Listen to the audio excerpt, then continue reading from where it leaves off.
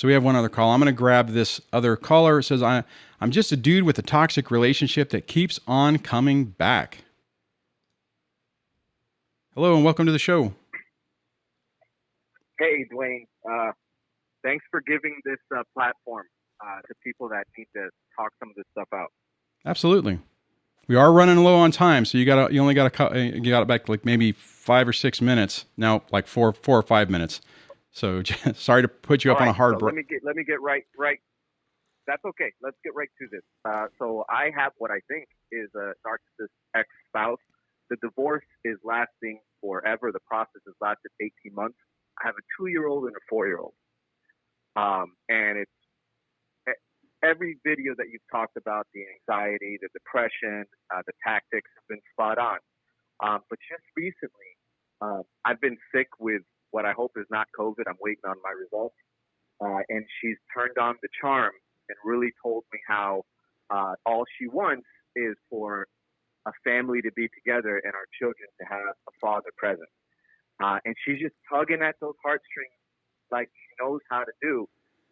And I confronted her because her goal was to get back in the house, do what she's going to do in the house. And I confronted her, and she got really nasty. It just evolved into name calling and everything that they do when they don't get what they want. Right. So I come to you because your children are grown, right? They're never grown. So you probably can tell me what I can expect for the next 10 to 15 and how to stay stronger when they keep coming back. When the kids come back or when the ex comes back? No, well, the ex comes back, dangling the kids as a carrot. Well, honestly, I hate to say this, but your best bet probably is to let her keep thinking that that's a possibility, but don't ever let it happen. I mean, if you're even considering it, then you need to look at actions and words. I mean, it sounds like you already are doing it, and she has to demonstrate that there's a difference. But the problem is that if you allow it back in and and more than likely it's going to devolve right back into what it was, and it's another crap show.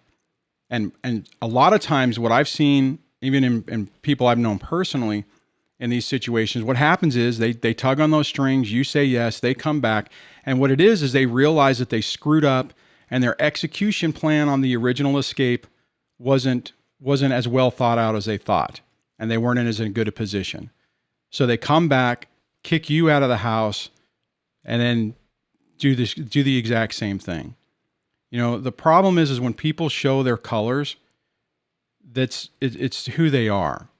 I mean, that's like in my situation. I mean, and I struggled with this early on as well, because there was a period of time where I wanted, like you said, I wanted the relationship to come back.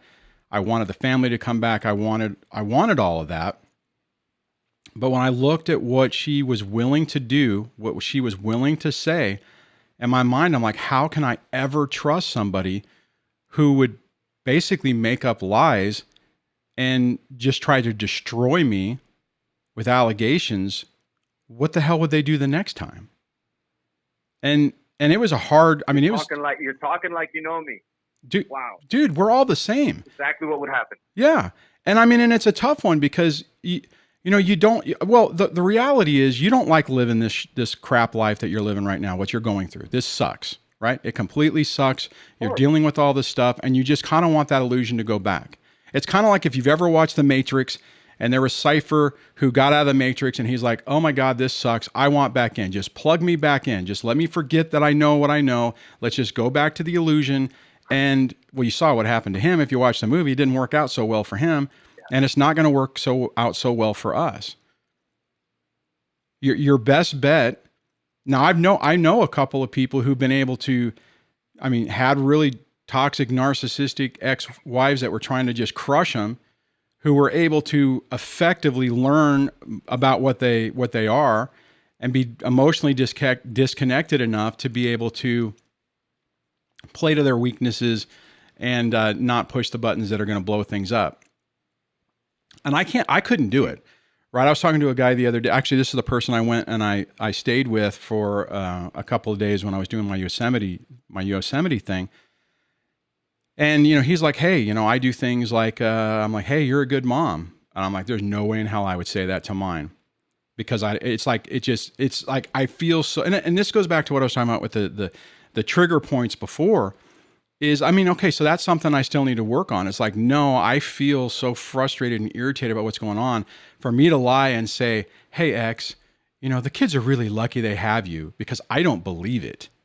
Right. But what he's Right. doing is he's giving her a carrot.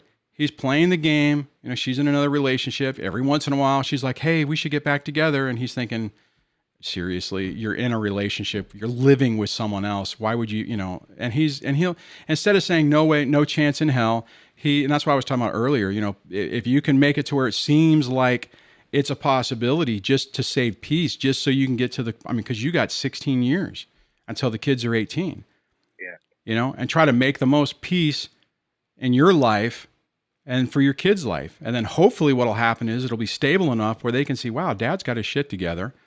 The other house is chaotic, and I don't like chaos. Some kids will, right? I mean, I have my one of my kids is firmly into Team Mom, and not to the point that we're completely alienated or anything like that. I mean, she still texts me, and I'll probably see her today. But the reality is that she gravitates more towards and likes chaos. I don't like chaos. My other kids don't like chaos. So you showed chaos, you showed structure in the home, and she's divert to it. So she just more naturally goes to that side more. Right. And yeah. The other one, how do you deal with that? She's 19 years old. I did my job. I did everything I could to help her. Okay. And I'll continue to try to help her, but I'm not gonna, and that's not even like I'm saying you can't come to the house. She's welcome to come here anytime, but she doesn't even come over anymore. What I've noticed is that it's rules, right? Oh yeah, of course. Well, and the problem is I don't play the game. I won't give her that golden child attention like she's expecting. Thanks for checking out this clip from the Break the Cycle with DSD podcast. I do this show live every Monday through Friday at 6 a.m. Pacific time.